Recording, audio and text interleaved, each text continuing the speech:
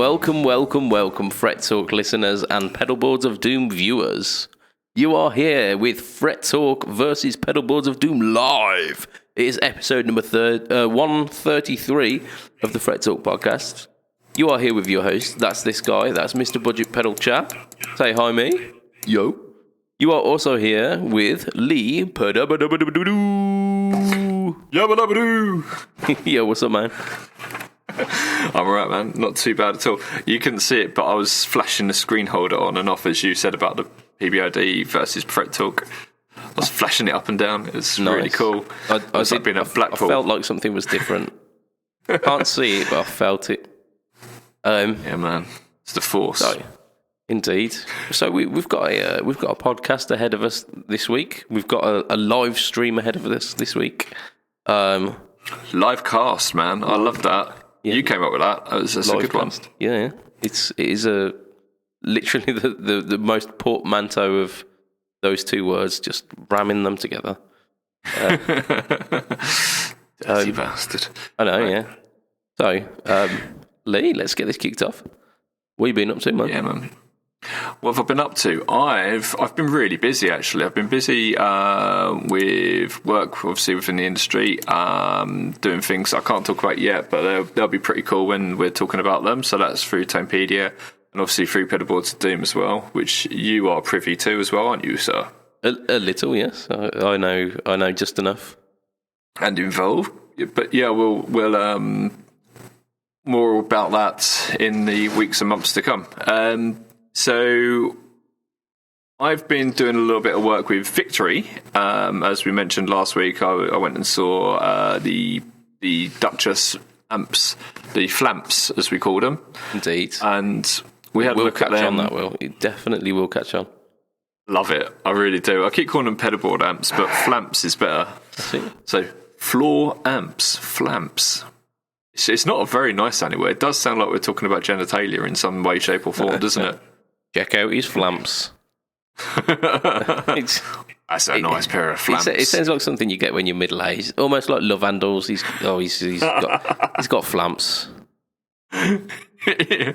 Doctor, I think I've caught some Flamps. That's it. Exercise. No. Healthy. It's not some Flamps, is it? It's the Flamps. Yeah, I've got a bad case of Flamps. Right. So behind me, I've got a couple of Flamps, and I don't know if you can see them there. But this is the two white amps here. Usually, when you point to stuff behind you, I haven't a fucking clue.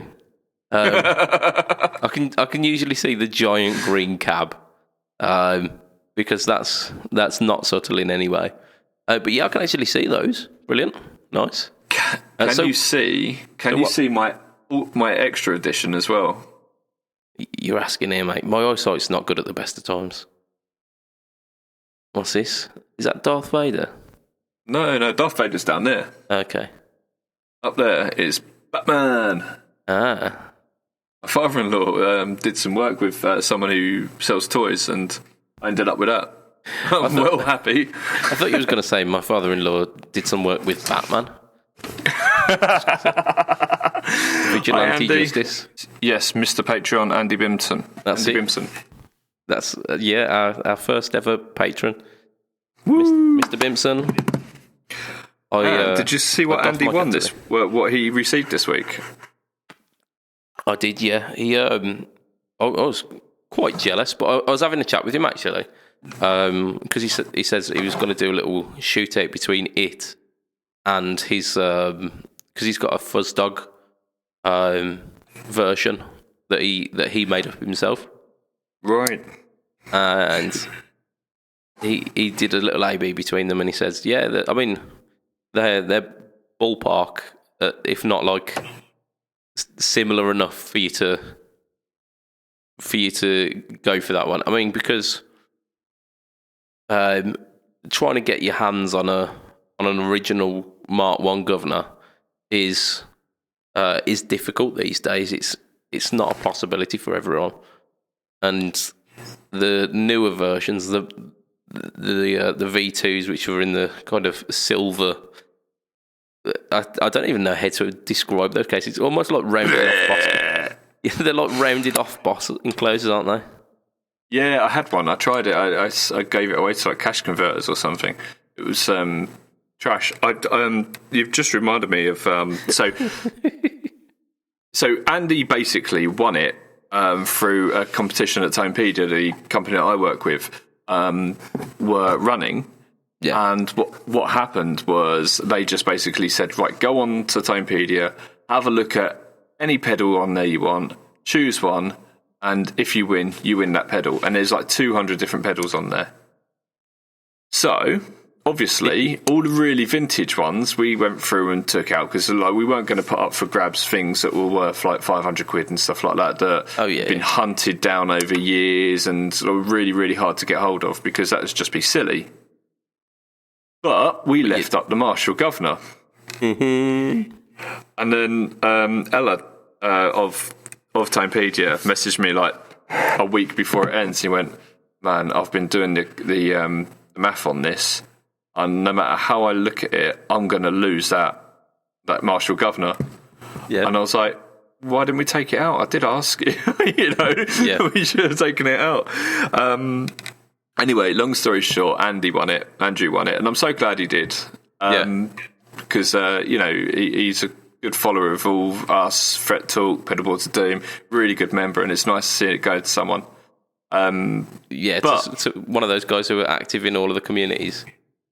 During this week, I found a Marshall Governor online. I hit Elad up and I said to him, there's one of these going cheap online if you want to get another one. And almost, because the guy is prolific. He really knows his vintage pedals. So well. If I need advice on vintage pedals, I ask him. And I know a lot about pedals. Did you know they stopped making Marshall Governor in England and started making them in Korea at one point? Oh, did they? Yeah. And he just went to me within seconds. He went, no, it's cheap because it's Korean. Yeah, it's not the sought after one. No, and he said, it's not worth a penny. It's a Korean one, which made me start thinking, what is mine? This one. Yeah. And literally, just now, I've just turned it over, and as you can see, it says "Made in England." You can see that. I'm like, thank God for that. Yeah. So that's a bit of a relief there. I mean, there were a few in that series, weren't there? There was the Blues Breaker, obviously, which is extremely sought after. The Shredmaster, the Governor. Those are the three that I know, but I'm sure there was more as well. So the blue one is the Blues Breaker. Yeah, the Governor and the Shredmaster look quite similar. Yeah, because they're different cases to that. They're ever so slightly different cases. They the sides go on a little bit further where it folds over at the back. Okay. One of our friends, Michael, he bought his was it his Shredmaster he bought over? Yeah, I think it was. And for my money, the Governor was much better. And I like high gain tones, but I didn't really like the Shredmaster all that much. But that's probably why no one's reissuing it as Amphion or whatever. Even Marshall themselves didn't reissue it in the V2 series.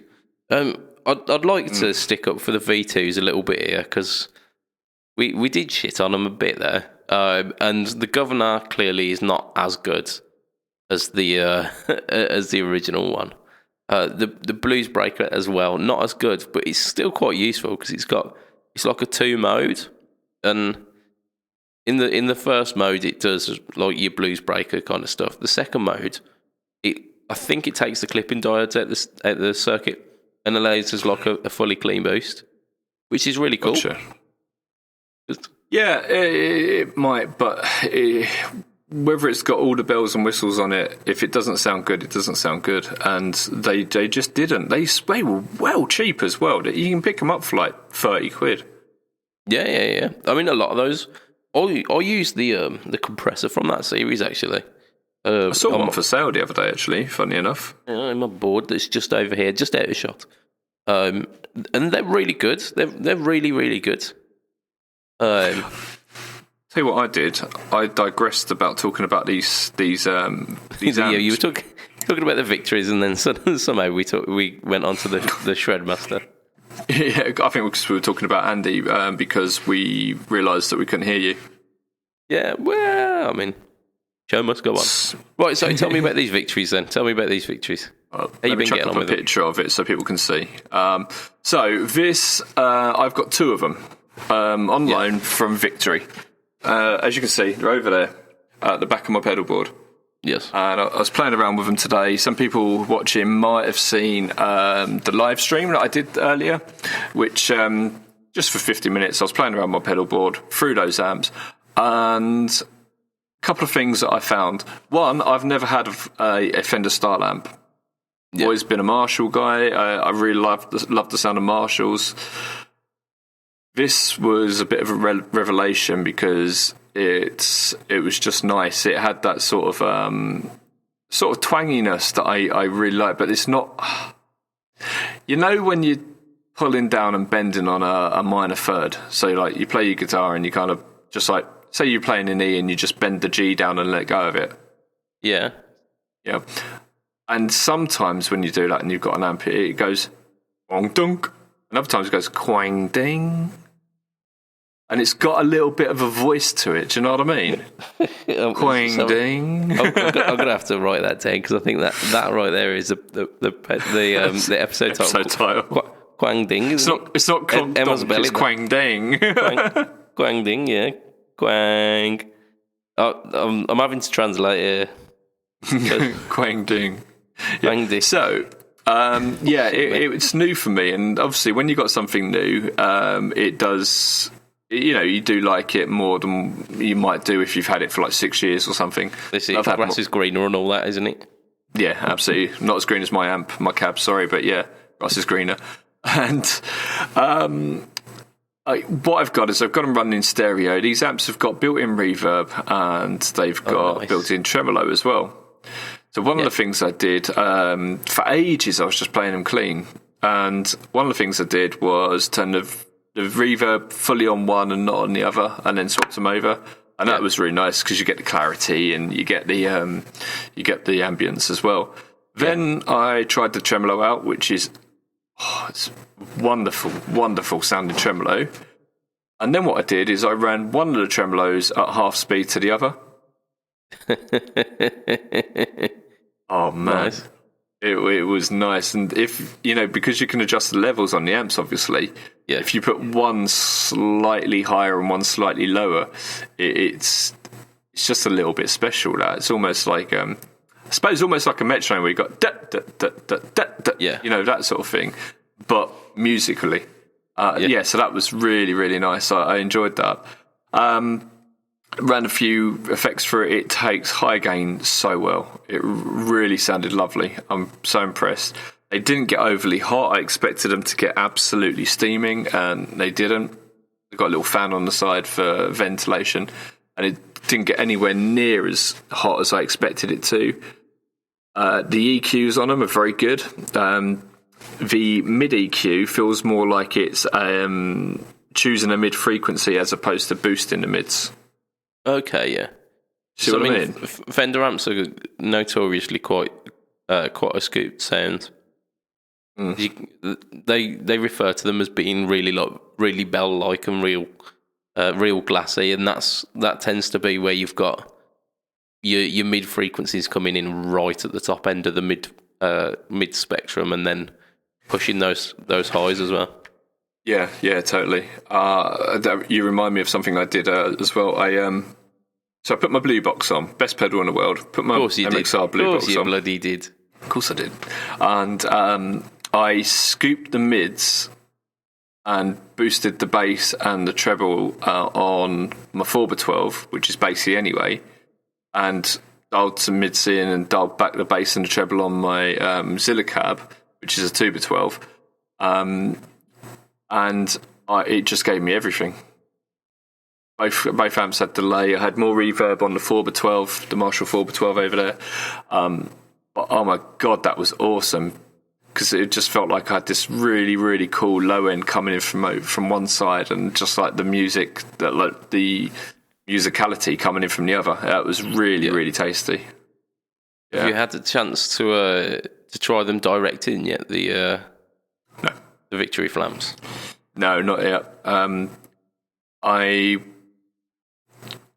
gonna keep hold of one of these, I think, at least.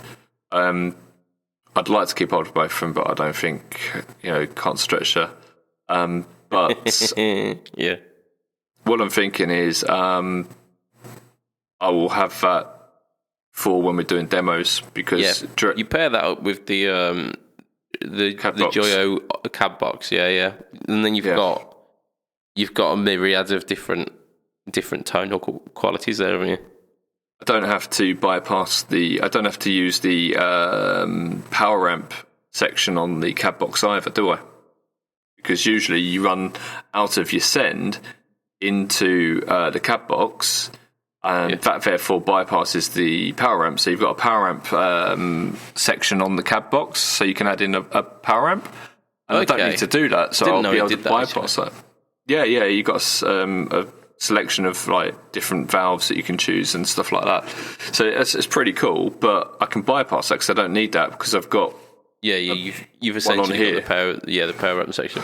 But then you could do that because the power amp on that's like one power amp and it's a Class D power amp.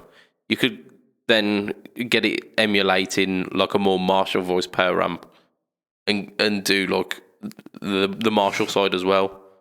If you wanted to get like a more Marshall flavoured demo.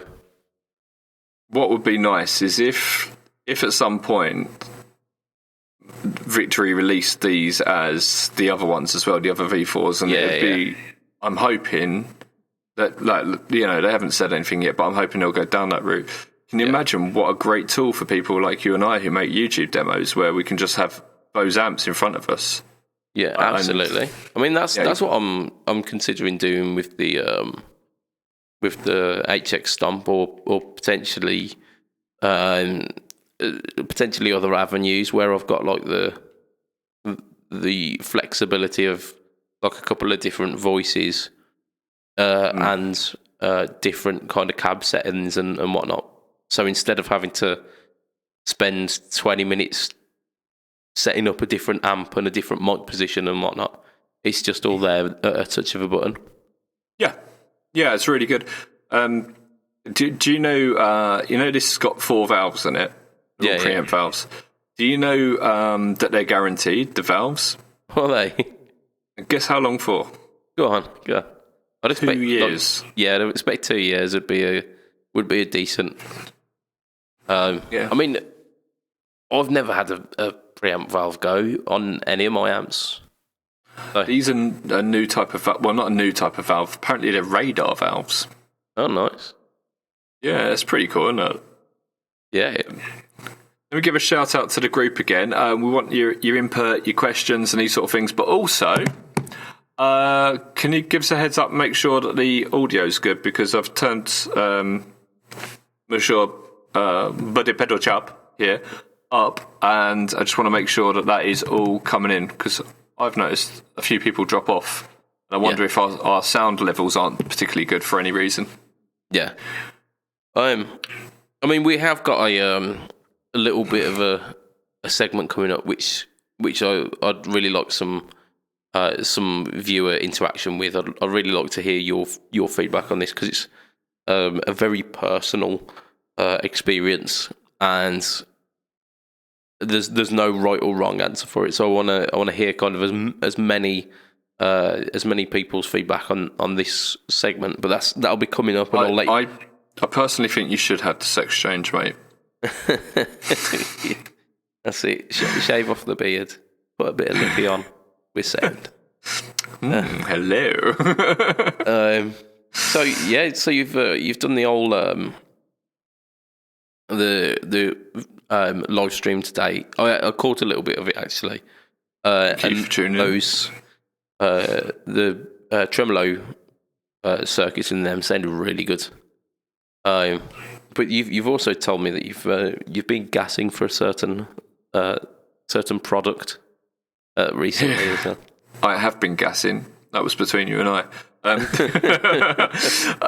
yeah, I'm still heavily all on this Weather Air thing. I just can't wait. Look, every time I put my kids to bed, I think I could sell one of them and get a pair. No, every time I put the kids to bed, I'm thinking, do you know what? I just want to pick up my guitar and have a little bit of a play now. And do you know what? I can't, because I'll wake them up because I've just put them to bed. If I've got the Weather Air, just put the headphones on, pick up the guitar, it already kicks in, and I can just start messing around there. If I want to change a few settings, I pick up my phone, and then I want to put it away, I just hang it up. I'm not getting sponsored by anyone for saying that, I just really, really want them. There's a reason they were won best gear at NAMM. NAMM? Yeah. NAMM? No, I weren't there. You weren't there, man. You weren't there. I mean, saying that we aren't sponsored by them, if they do want to give us a pair of those headphones, then... They haven't got any. Let's talk numbers, mates. Come on. They haven't got any, man. I'm on a waiting list. Yeah, I'm on a waiting list for borrowing a pair to try them out for the live stream, live cast. Sorry, so we can talk about them. But I think I'm right down the bottom of a very long list. Yeah, you might get them in about 4 years' time. Yeah, the second pair will be out by then. That's it. Yeah. I think they're going to become more and more popular, and I think they're going to kick off. I think it's just going to be the start of it with them. I think everyone's going to be releasing them. The obvious, like the Chinese companies are obviously going to do it. Well, I mean, it takes some ingenuity to try and figure out what Boss have done. So they'll be a good 2 years behind trying to do this. If they just want to put, you'll end up with kind of cheaper imitations of this where it doesn't have the kind of stereo motor. Yeah, absolutely. I think it would be really easy to make a pair for companies like companies that have got flamps or Helix like products. If they can just put the controls for that into a mobile phone, make it Bluetooth, put the technology into a set of headphones, I don't think they're going to be too far away. But that gyroscope it's such a good idea. Absolutely. I mean, it really adds that to it. Boss over the past decade have just been absolutely innovating, haven't they? They've just been plugging away. Like switchers weren't really a massive thing, and then they bought out the ES8, and now everyone's got a switcher. I don't, because I'm a Neanderthal, but you look at 9 pedal boards out of 10, and they've got at least some kind of rudimentary switching system. Much so when that you get up to a certain level, you kind of think, do you know what? I am gonna break my neck doing a gig, and if you don't do something about it, which is, you got 2 ways to go when you get to that point. You either start deciding which pedals you like the best and getting rid of the others. Yeah, that's it. A very utilitarian kind of choice, or you keep all of your options and you go for a switcher. Yeah, and that's both ways are absolutely acceptable. There's no wrong answer, is there? No, and that's the beauty of guitar, is the fact that we've all got a completely different way of getting to the same destination. Mine is more is more. I just want more and more and more pedals on my board. I wish I could just extend my board. That's a very Ingve approach there, that is. What is more? That's it. How can less be more? More is more. Yeah. Right, so that's what I've been up to. And what have you been up to, dear sir? I almost stood on a piece of glass then. Show you. Here we go. Is that from yesterday, is it? Yeah, see this tiny little piece of glass? I'll tell you what, the podcast listeners are going to love that. They will. I think... Yeah, because you actually phoned me, didn't you? You may notice on the live stream I've got this wonderful travel mug on the go. It's the second time I've broken a glass in my little music room, and I'm now not trusting myself with glass. So this is one of those like melamine mugs with a molded plastic top. So that's something that I did this week. Made the floor in my little studio incredibly dangerous. But since me and Matt last podcasted, because we only podcasted probably about 3 or 4 days ago. I had a chat with Adam Yeomans, actually, who again is another one of our patronisers. He also happens to have like a kind of low-key pedal building business on the side, and he let me have a go at these rather nice looking. Have a look at this. It's a rather swanky looking. It's got like a snake skin. Yeah, almost like a snake. I think it's like a teal crocodile skin finish. There's also this. I'd say it almost looks a little bit like a small Klon or like a Hudson Broadcast sort of style pedal, but yeah, it's not like not just in terms of the way it's like turned sidewards and you've got 3 knobs on it and a little switch. And what was the other one? Well, funny you should say that. That is actually it's a Broadcast clone. So okay, there you go. And there's this one which is a little bit gorgeous. I refuse to talk about it. Go on. No, that's completely banned from pedal boards to doing because it causes so much trouble, and I do not tie in with things that are going to be objectifying women. No, it's not at all. That pedal in and of itself is the circuit, but it doesn't tie in with the controversy. So it's just it's essentially like it's almost like a Marshall in a box. So it's like an amp in a box, is it? I did wonder what it was based on. I know the person who, well, I don't know if that's still the case, but the person who designed it refused to let anyone know who it was them. Yeah, they didn't want to be tied in with it. Yeah, it was TC. Was it TC who originally was going to launch it, and then after the controversy of it, they pulled the plug on it? No. So TC had a tone print from Satchel. Yes. Which was called the same? No, it weren't called the same. It was something to do. Yeah, I mean it was very lewd, and it had a very kind of graphic description for it. And then a couple of years after that was released, it kicked up some controversy. Some people started noticing it, and didn't take it very well, and TC then decided, you know what, actually, we're going to distance ourselves from it, and took that down. It's a very difficult road, though, isn't it? Because we swim through the fields of pedals that are named Big Muff and I mean Swollen Pickle and stuff like that, and it's like we can't not have Big Muffs on pedalboard Doom. Yeah, pedalboards often. Yeah, we simply can't. We can't not have them. Yeah, we can't not have them. That is perfectly fine grammar. Yes. I think you need some more sleep because you asked me how to spell something earlier as well. So. Oh, I did. Yeah.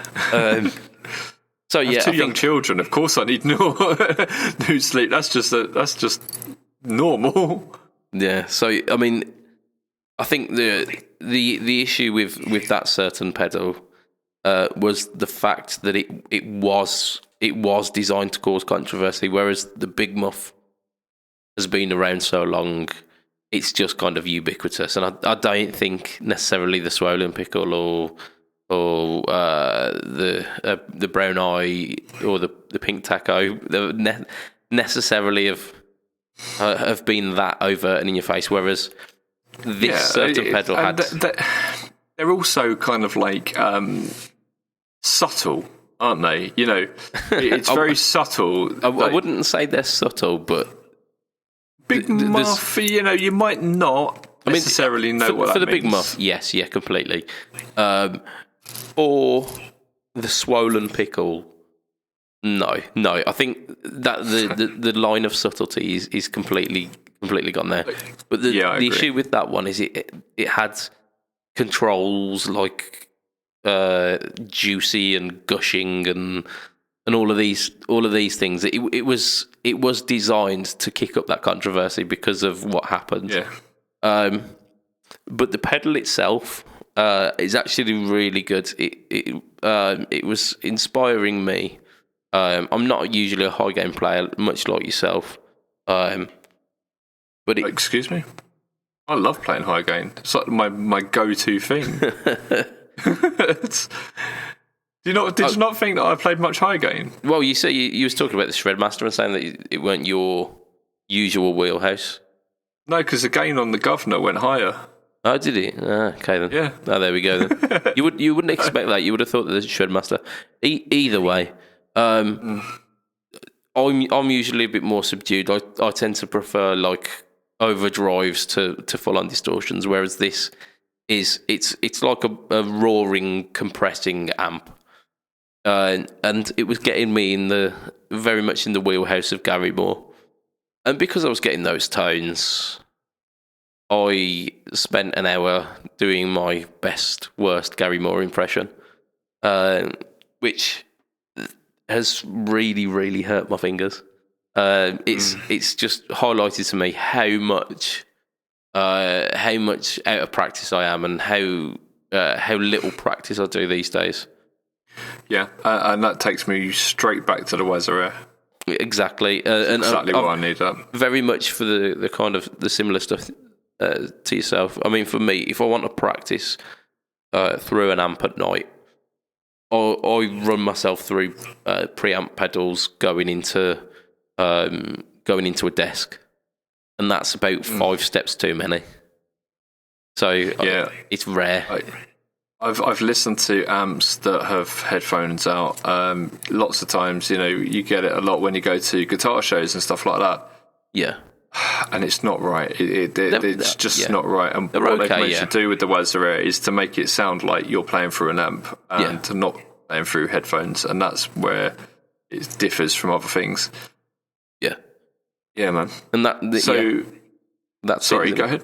That is it. I think that's the another reason why you can justify the Weather Air is the fact that like I say, I'll run myself into a preamp into I've got a setup on my door that makes it sound as close as you would expect like a recorded guitar tone. But do you do that with reverb? Yeah, I do. Like I set the reverb really subtly and really low in a mix so that it almost emulates you being in a room.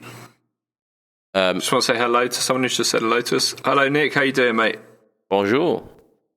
But the problem with that is that it's a static sound. It sounds like a recorded tone, and as good as you might get it, and as you start feeling it, it doesn't compare with going into a room and cranking your amp. Do you know what? I don't want to be playing to the sound of a recorded amp. I don't want, when I'm playing something, for it to sound like a recorded amp. Do you know what I mean? Yeah, I mean it sounds okay. There's little wrong with it, but it's that tactile thing, and you don't quite get the feel. Adam. Hello. Say hi, Matt. Hi, Matt. Hey, he's here. Oh, he's not well today, bless him. He's not. I mean, he was not well when we did the last cast, to be fair. And I, along with myself, I had to edit out 23 instances of us coughing. Oh, no. It's going about, isn't it? It really is. Everyone's got it. Yeah. But it's fine. It's fine. And I'm all for him bowing out tonight and just getting himself better. So... Yeah, absolutely. Kudos to you, Matt. But yeah, like I said, the bending of the strings kind of brings us, and how it hurt my fingers. It brings us onto a first little bit of news that I want to go for. It's kind of tying in news and a question and just like a thought of the day, pretty much. But we'll start off kind of newsy and mention that Ernie Ball have they've announced a couple of new string sets. Okay, so they've got the Turbo Slinkies, which are 9.5s, so 9.5 to 46. So that's so it's usually 10 to 46. So it's almost like a kind of hybrid slinky top, heavy bottom, almost. And then we've got Mondo, which is 10.5 to 52. So they're kind of these in between sets. The next one, I can't believe that they're not in a black packet with gold writing and that they say ribbed on them. Magnum Slinkies. Like, shit me. 12 to 56, but with a wound G, 22 wound G.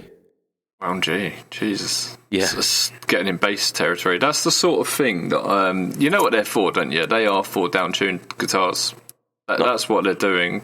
Not necessarily. I mean, 12 to 56 with a wound G was what Fender guitars used to come with as standard back when they were originally produced.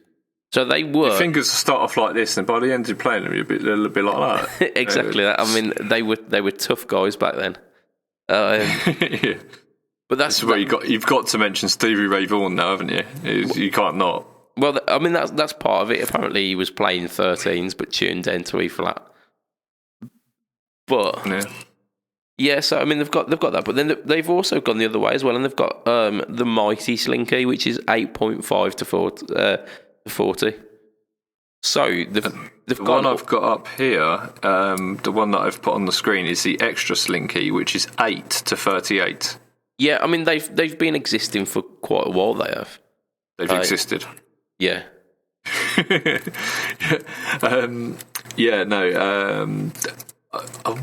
What do you use? And come on, like people in the comments, let us know. What do you use? What's your go-to strings? What do you use? So I mean, I'm going on a little bit of a string journey, but at the moment, my go-to is D'Addario's. I usually have the 10 to 46 or 10 to 46 balanced tensions. And I pretty much do those across the board. The same as what I use. Exactly the same. Yeah, so I usually do those across the board.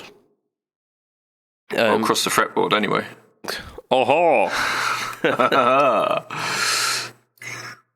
Yeah, so I usually do those across the board, no matter what the scale length. I've got there's a hack round here that I've got in Germany that I haven't put on yet, but I wonder what they are. I mean, I did a little experiment. I bought some Roto yellows, which are their 10 to 46 set, and I've put those. They're D'Addario XLs, aren't they? Those ones. I've got some D'Addario XLs actually on. These are the nickel-plated ones, the extended life natural feel. What happened was they had 4 guitars lined up. They're all like these low-end Fender acoustics. Yeah, I saw that actually. Andy Ferris did that challenge. Yeah, I saw him there. In fact, it was right next to that where I saw him. We had a bit of a chat, but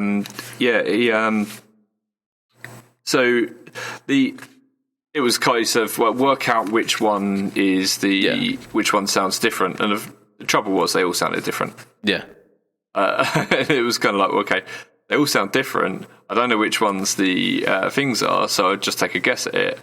But it wasn't like they all sounded the same, and so that was a little bit. And you entered into competition, you could win like a pack of strings every week for the rest of your life or whatever. Oh, nice. What a waste of strings. However, if you lost, you just for taking part, you got a set of strings. So every day we were there, I went back and did, which was 2 days. You went back with a mustache and then went back with a monocle and a top hat. I did ask. I did say to him, like, if I come back tomorrow, can I do it again? He was like, yeah, of course. So I got a set from Acoustic, which I've put on, but I've got these for my Les Paul to put them on. Yeah. Because it needs a new set of strings, my baby here. But yeah, I just haven't got around to it yet. But they're supposed to be extended life, natural feel. However, they're not balanced tension. They're 10 to 46, and I really like the balanced tension. We've got some comments. Nick Loverin, he has said he said SRV, so C. Ray Vaughan tone is awesome, not just the strings, but the power of the attack. Yeah. And then he says he's sold on the Elixir 10s. Yeah. And the newest OptiWeb ones. Now, what's that? So I've got a set of OptiWebs on my number one actually, because I went to the event in Guitar Brum where they were kind of premiering the OptiWebs, where you'd just sign up to it and they'd put a set on your guitar for free. So I thought, why the hell not?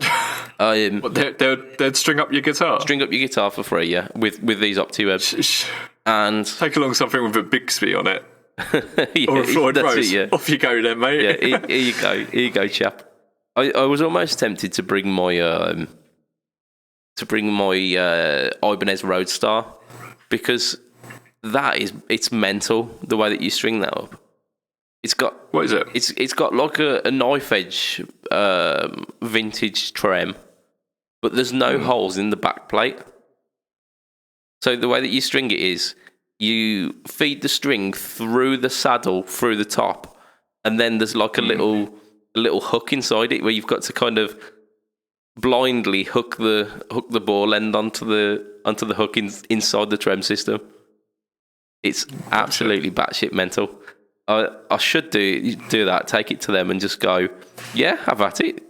See what you can do. Yeah, definitely. How are you finding? Because Nick said that they take a little getting used to, but last forever. Yeah. So, I mean, these the ones that are on my guitar have been on for about 1.5 years, maybe more, and they don't sound. They still sound fresh. They still sound like they've got life in them.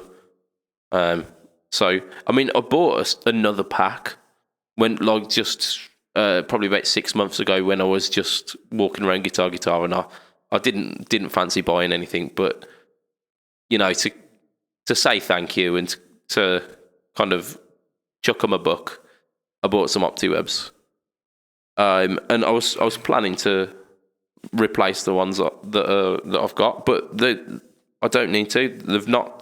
They've not worn away. They've not snapped. The coating's not come off, because with the earlier ones, with the Nano Web, after a certain time, you'd start feeling like little white flecks mainly on the wound strings. So I was told, and then once that had happened, there'd just be like a normal set of strings. So I mean, I've had those on for a really long time, but on my Les Paul, I've got a set of. They were handmade guitar strings, and I actually bought them from our Andy at Honey Boy. He sells. Not made of cat's guts or anything. No, they're not catgut. No, but they're the handmade strings. You get that really catty tone, yeah. Andy Bimson says his gauge is a 45 to 105 because he's a dirty bass player. 45 to what? But yeah, 105. That makes sense. So yeah, usually I'm ubiquitous across the board with sets of 10s. However, I've got a thin line Telecaster, and no matter how many times I've strung it up with like top loading it, different brands of 10s, it always feels like there's too much tension under finger, and my fingers are really sensitive to that. I know diddums. I mean, usually I just tell myself to kind of sack up and get over it, but I have problem with like tendonitis and RSI if the tension on my strings is feels too much. So I've gone down to a set of 9s, but the problem I have when I use 9s, it feels all right under my left hand, but my picking, I pick too much. Like I pick through the string rather than caressing the string. I always snap 9s. That's why I've just not bought 9s for probably coming up to 10 years now. It's just I'd go through them like no one's business. Yeah. So I mean, the solution for the thin line might be looking into the turbo slinkies. That's the 9.5s. Like say hello to Mr. Tate. Andrew Bimson says that he uses 9s for guitar. That's odd. That's odd for a bass player, isn't it? Usually they like something a bit thicker, don't they? Yeah. But Yeoman's, he uses 11s almost exclusively on stuff because he likes the fat tone to it. He tunes down though, doesn't he? Yeah, I mean we tend to tune to E flat when we're playing with the band. I think he just stays there. I tend to tune back up because I like the feeling of the tension a little bit more when picking. But this ties in with a chap on YouTube called Rick Beato. He did a little sound test between 11s, 10s, 9s, and 8s. And this video kind of goes through like the preconceptions. Like people say, like the Stevie Ray says, Stevie Ray followers say, "Oh yeah, you need fat strings to get fat tone," and they do like a little rundown at the end where they've got the same guitarist playing this little kind of like distorted riff, and they record it into a DAW. And then play it back through studio monitors, and there's like four of these chaps around, and they all unanimously say that they like the sound of the 8s the best. Like the mid-range content and whatnot. All of these guys are like pro musicians, like session musicians and studio producers. Saying, yeah, those are the ones that they'd sit perfectly in a mix. Thanks for the thumbs up, guys. There's people out there who say the strings don't make a difference to your tone, and physics just says bollocks to that. They are the thing that vibrates, aren't they? They're exactly. They are literally. If it didn't make any sense, if it didn't make any difference, bass guitar strings would not sound different to electric guitar strings. Well. Yeah, the thickness and the tension would I mean, but they'd sound more similar, wouldn't they? They would sound. You couldn't tune a low B on a 5-string bass up to let's say a high E. An A on a guitar. You couldn't bring it to that, and that's because of the way it's formed. It would, if you stretched it that far, it would more or less come down to the sort of size of an A string. Yeah. Do you know what I mean?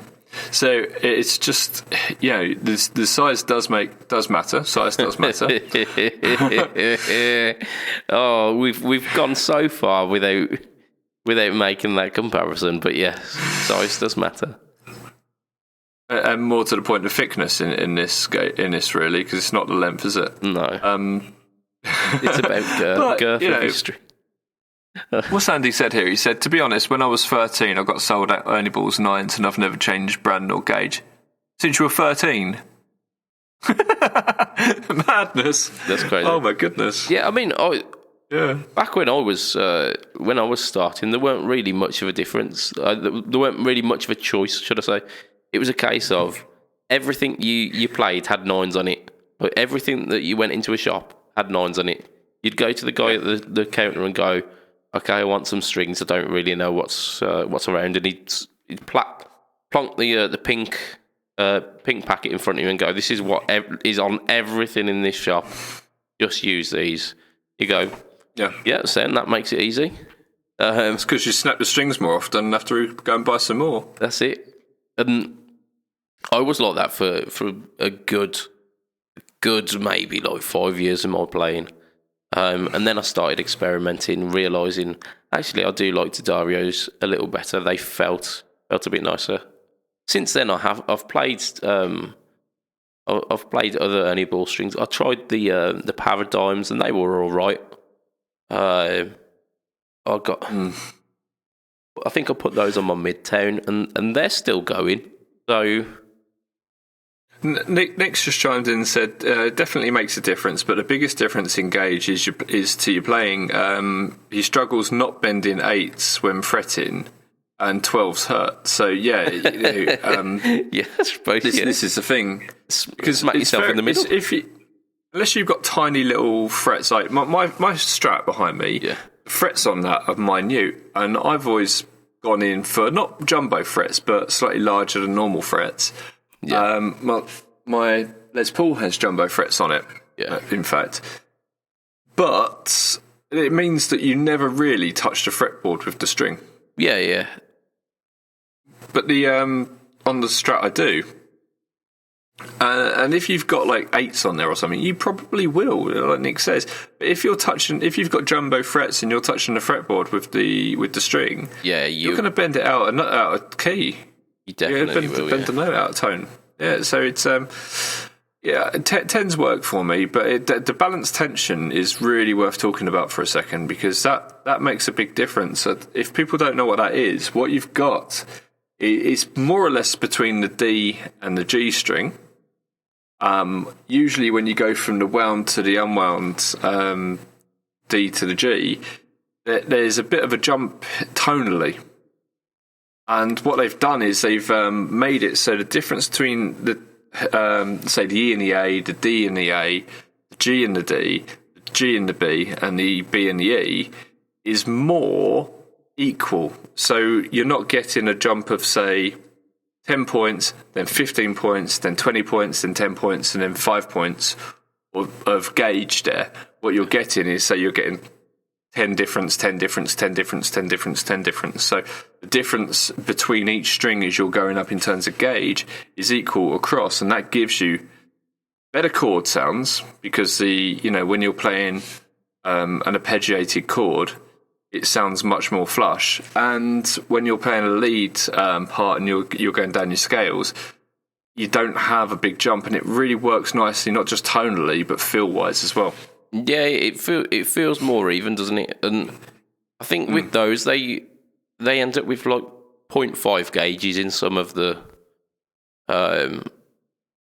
balanced tension sets. I use the differences just as an example. I don't know what the differences are. I can't remember off the top of my head, but there was a sale on the balanced tension sets. I think it was on Geek. And it was something like, if you buy 3, you get the third pack for free, or something like that. No, it was because if you buy 3 lots, you get like a certain discount. If you buy X amount, you get more of a discount. It's scaled up, yeah. And then for some reason, if you bought 10 packs, it ended up giving you like 2 sets free or something. But it was like a weird quirk in the system. It didn't make sense. Yeah. It was a weird quirk in the system. So I bought up like a bunch of sets to get that weird quirk, which was fantastic. But then I ended up with like a bunch of balanced tensions. They really work. Like I had them for about 2 or 3 years, because I've got shed loads of guitars as well, haven't I? So you and me both. It ended up lasting me quite a while. But yeah, I mean, at the moment, I'm thinking of going on another string journey, because I watched the documentary on Rotor Sound, and they do a few different material strings. They do like a pure nickel string, which is apparently supposed to be a bit lighter under the finger. They do a stainless steel string, which is supposed to be a bit brighter. And I tend to have troubles with when I'm playing humbuckers, because I'm such a single coil man, that when I go to humbuckers, I feel everything's too dark. Right, yeah. So maybe getting a set of stainless strings for my humbuckers would then even it out enough for me to go, actually, yeah, it's just the thick. And they chew through your frets, though. I don't know. Yeah, I've heard things about that. Nick said he's never used balanced tensions. I urge you, man, go and try a set because you won't look back. I love them. Suggestion for a different title for the podcast? Go on. String theory. Well, hey, no, it's definitely Kwang-Ding, mate. It's definitely Kwang-Ding. Oh man, love it. I've just noticed we're getting close to our hour mark, but we haven't really done any numbers. No. So let's move on from string theory. We've got a few things, so we'll blast through a few. I really wanted to talk about the Little Thunder pickup. So cool. I'll bring that up now. Yeah. So I mean,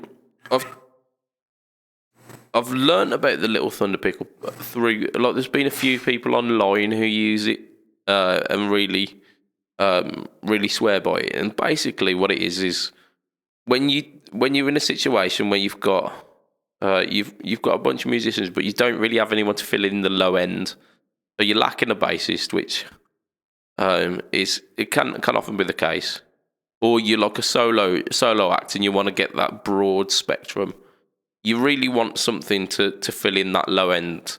That it doesn't really work if you just add on an octave pedal or tune one of your strings down or whatever. I mean, Pat Metheny does that where he's got certain tunings where he'll use two bass strings and will do the upper four strings are the chord voicing, and then we'll do the walking bass. But not everyone's Pat Metheny. And the guys at Lil Thunder, I don't know who make it. The guys who created Little Thunder came up with this pickup system where it tracks your bottom two strings and will choose the lowest note on that string and will double it either an octave or 2 octaves down to give you that sense that there is a bigger band at play.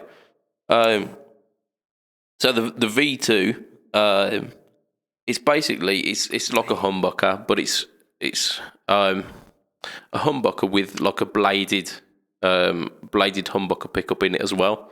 It's got the top part has all of the the string sensors for the low notes, and then you've got the ability to also use that pickup as a pickup as well, which is fantastic. So you're not sacrificing one pickup selection for the fact that you can add this to a guitar. We've had complaints from our resident bass player saying stop doing us out of a job. I mean, it's not me. I'm holding my hands up here. But for solo acts who need to fill in that low end, so the Little Thunder, the blade apparently is it's a passive pickup, but it's also PAF voiced, so it's 8.8K DC resistance, which is little on the hot side, but PAF voiced, and especially because it's almost hum single sized pickup, that extra beef might add a bit of body to it as well. Okay, so I'm gonna stomp in here like a miserable git and piss on this parade and let you all know that there's a pedal that does this. But I've just been Googling it to try and find out what it is. I've been contacted by the guy a few months back, and he told me all about this, and I was like, oh, this is a fantastic pedal. I'm sure I mentioned it to you as well, man. But perhaps you did. But yeah, he told us about this pedal, and it does it, and upside of that, you don't have to mess with your guitars, and it will work on all your guitars. I mean, there is that. But this is still a cool idea. You know, this technology is pretty cool. Yeah. Is there anything like this built into helixes and stuff? Nothing this sophisticated, I wouldn't have thought. I'd imagine there's something that you could do like lower octaves. I know with the Variax, you can like set a certain tuning to be like it ignores the top 4 strings, but then doubles up the bottom 2, and you could have like those doubled strings being an octave lower. So you could have. So that's more or less the same as this, isn't it? Except for the low note priority mode, where it only chooses one note. Because I see. Right. If you were doing it on Variax, it would double whatever you played on those 2 strings. So you'd have to be very careful. Whereas this, you don't have to. I'll try and hit this guy up and offer him to speak about it maybe next live cast, and we can A/B between the 2 and see if he's one does that. Because if it doesn't, that's interesting. Because if you're doing, like you say, you're playing some scales or you're playing some lead, if it's saying, okay, look, I can tell this is in E, and I'm going to like play the E, or I'm going to play notes that are in that scale, but I'm not going to play all of the notes because Zakk Wylde wouldn't, or whatever, then yeah. But it's. I mean, that's clever. If you're playing a scale, it'll double up the lowest note. But if it's more for like if you're doing like just normal chord voicings, if you're doing like an E-shaped bar chord, say you were playing an A as a bar chord on the 6th string. It would, if it didn't have that, it would double up both the root and the root and the 5th, because that's the bottom 2 strings. Whereas this would only take the lowest note, which would be the A, being the root. Yeah. So it doesn't muddy up your mix. It will just. Okay. So say you did a pentatonic run just on the E and the A strings. It wouldn't just pick one note out, it would play them all. Yeah. I imagine so. Okay. I misunderstood. Okay, right, yeah. I thought what you were suggesting was if you were doing that, it would say, okay, you're playing in A, I can hear you played an A note, I'll stay on that while you play this, and then... Yeah. I mean, that's 4/4, I'll turn over. That's how I understood it, but I mean, it very much could. So, I mean, that's $249 US, that one. And it's got 16 hours of play as well, which is near bad. I mean, the Variax suggests it's got something like 8 hours of play and doesn't get anywhere near. So 16 hours of play is How long do they last? What? Sorry. How long does the Variax last? Probably a good 4 or 5. Once, I mean, we were talking about this on the last cast, actually, me and Matt were. Once you get past a certain battery level, even though the battery might say it's got 1 bar left in the battery, it starts not acting as it should. I've heard you say that before, yeah. So it's a bit like a fuzz when you kind of get to that sweet spot in the battery. Like, not good. Yeah. It almost kind of takes some of the input out of it. So it's a deader sound, which gotcha. It's not ideal.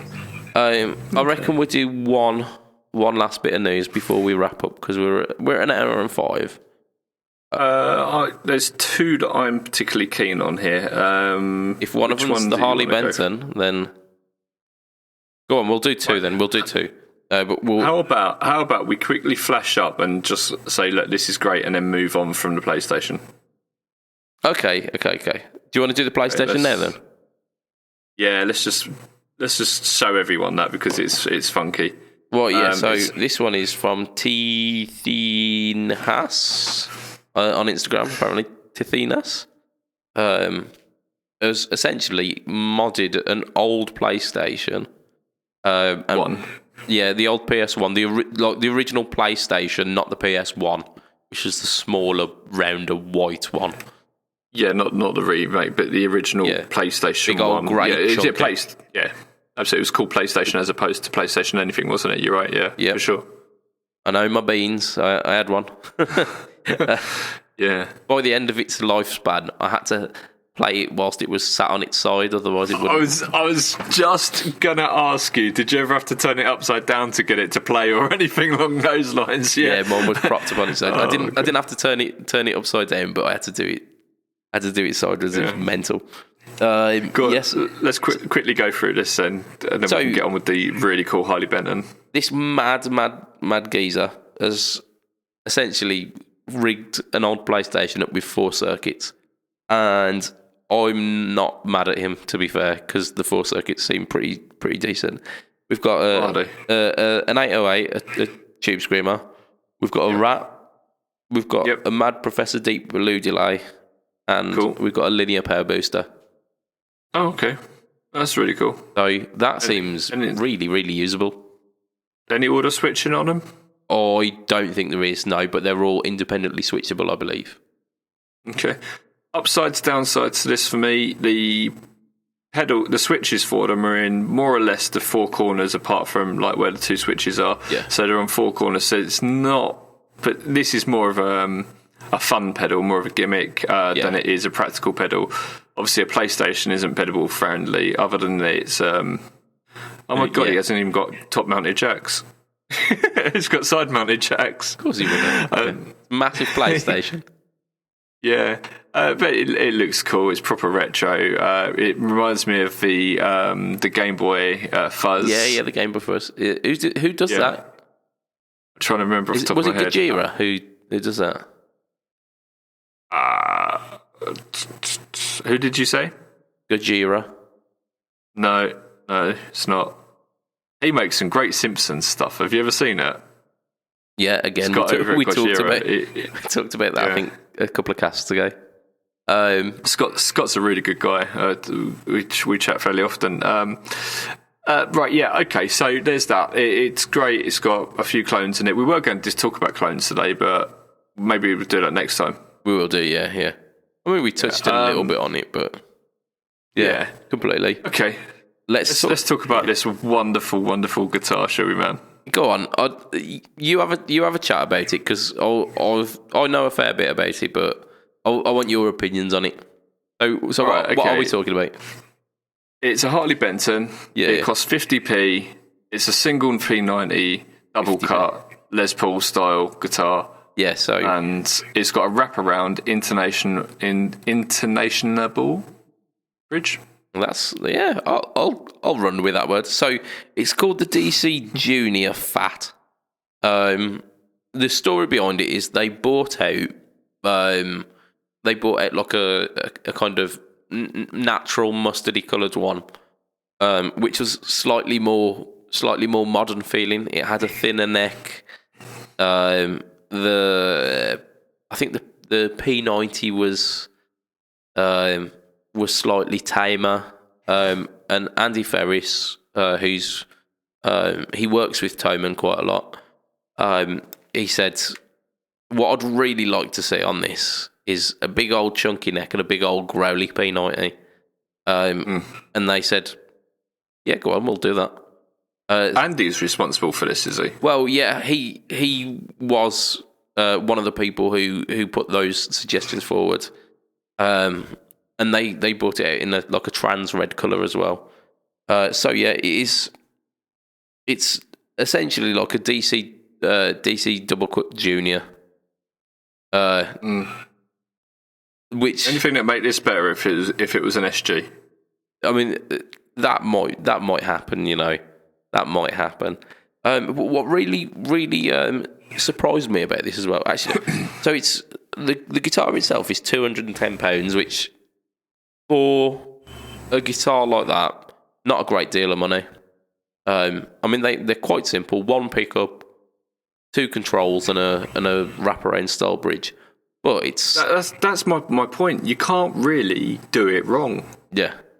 Well, you know what I mean? I mean, there are companies who make that style guitar that aren't great. Ryan from 60 Cycle Hum did a video on a certain brand of one. I've not seen that. Okay. It wasn't good. It weren't intonatable. It wasn't fun. Whereas these Harley Bentons are solid. They're built well, and the quality control's decent on them. If you end up getting a one that has slipped through quality control as well, Toman are apparently absolutely excellent about it. They just go, yeah, send it back. We will send you another one. It's all good. There's no argument with them. They make sure that you have a good customer experience with it. The one thing that really, really surprised me about this, the P90 that's in this guitar is a stacked P90. So it's stacked. What? So it's humbucking. Yeah, it's hum cancelling. Yeah. Yeah. So that is, I mean, for that price point, is mental. That is absolutely insane. You wait. This is going to go one or two ways. Either in a couple of years these are going to cost a lot of money, or in a couple of years you'll be able to pick one up for 20p. And it's. I've wanted an SG Junior for a long, long time, and now this has popped up. I might see what Father Christmas brings me. This is very exciting. I'm not gassing over this as much as I am the Wazir, but this is probably next on my list. Yeah. Other than obviously shitloads of pedals and stuff. So, yeah, I just love to look. I haven't got a P90 guitar, and I really want a high output P90 guitar. Yeah, I mean, this sounds like you wouldn't need to do much to it for it to be a really solid guitar. I mean, it states the tuners a 15-to-1 ratio, which is better than your average. Stacked P90. Usually the electronics aren't cheap, crappy ones. They feel quite nice. Takes not much to change that out, though, does it? Especially on a single pickup guitar. Yeah, that's exactly. You could gut the entire electronics and change it, and still have change for a beer, wouldn't you? Yeah, and Andy Bimson just got me. He said, "See, Lee, less is more." I don't know. I was in that dilemma when I bought my my SG Junior style Snot Burst. There's two versions. There's the standard Junior with the single P90, and then there's the Deluxo model with the two P90s. Funnily enough, the one with the two P90s cost less. Don't know why. What? Oh dear. But I had the choice of buying either of those, and I went for the one with the two P90s because I know in my heart of hearts I couldn't justify not having a neck pickup. Yeah, I get that. All my guitars have got at least two pickups. No, there is one over there with only one pickup, but that's not really this style of guitar. This is a crank your Marshall up, stick your guitar in, don't worry about a pedal board, and just see what the fuck happens. That's what that is. And yeah, it's a balls to the wall rock machine, isn't it? Yeah, absolutely. I love my pedal boards. I love my Les Paul. I love my Strats. I love all my guitars, but there's something to be said about just getting one of these. I've heard. I used to know a guy called Malcolm who had some original '60s ones of these, and one day he brought down a couple of full stacks. So two 4x12 cabs. But it was two lots of them, so it was four Black Stars. No, not fucking Black Stars. Hiwatts, sorry. And a little bit of difference, but yeah, carry on. Yeah, just a tiny bit. And because it was back when I didn't know anything about guitars really. It was back when I thought I knew everything about guitars, but knew absolutely bugger all. And I was like, no, man, no, you've got to have the Steve Vai pickups and the Floyd Rose and all this sort of thing. Yeah. And it was like, I will kick the crap out of your guitar with this. And he pulled it out and I just laughed at it. I said, P90s, they're for jazz players, go away. And he got up and my God, I couldn't have been more wrong. It was like one of the best rock sounds I've ever heard in my life. Yeah. Yeah. And he was only playing like Status Quo stuff. He always played Status Quo stuff. What a way to play Status Quo stuff, though. Yeah, it was just like, as soon as he hit like an A chord, it was like, oh my God, I can feel every little nuance of it, and it was just all really aggressive. Oh, I loved it. I really did, yeah. Very, very, very good. And I think that's probably where we should wrap it for the week. Cool, man. So, I mean, we've mentioned a couple of times our patronisers this week. For as little as $2 a month, if you want to support the podcast, you can reach us on patreon.com/FretTalk. And as I say, from $2 a month, we do a couple of tiers where you can get involved and you can help support the show. We have got a list of our Patreon backers, which is one of the perks that you get for patronising us.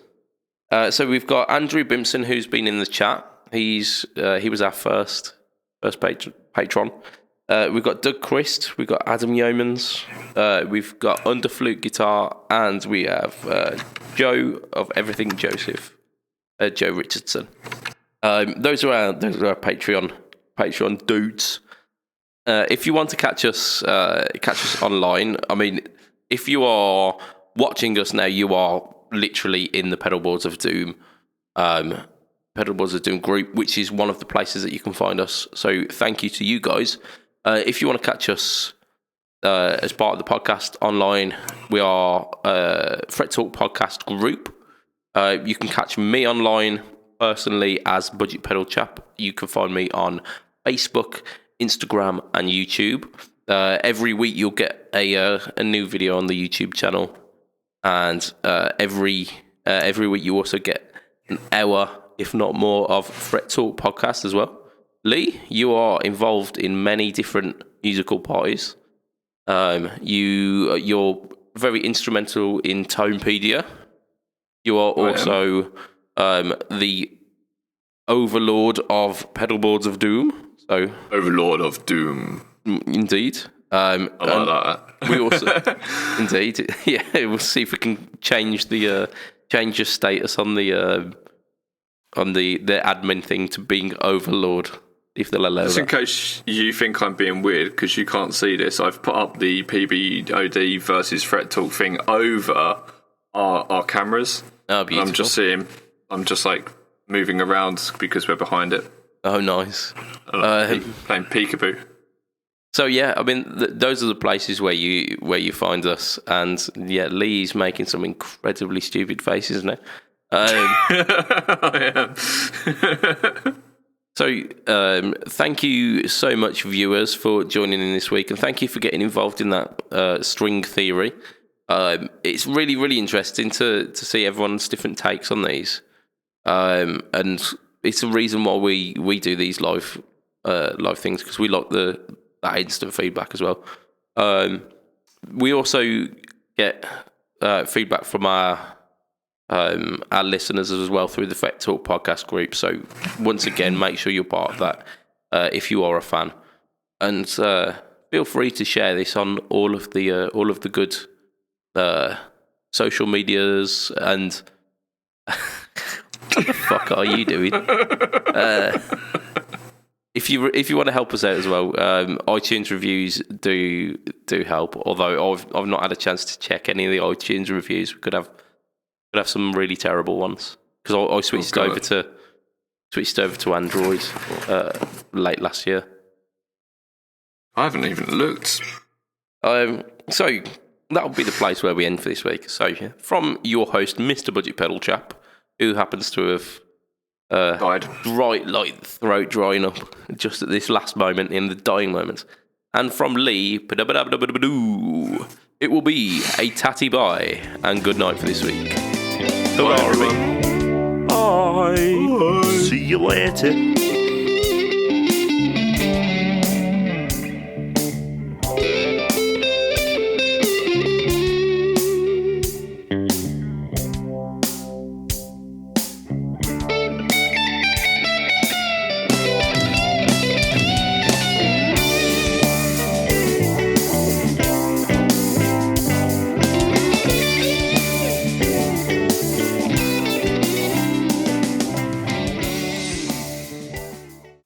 I've just noticed as well, this cup has got a tiny little hole in the top, so it allows air to escape when you're drinking from it. But it whistles.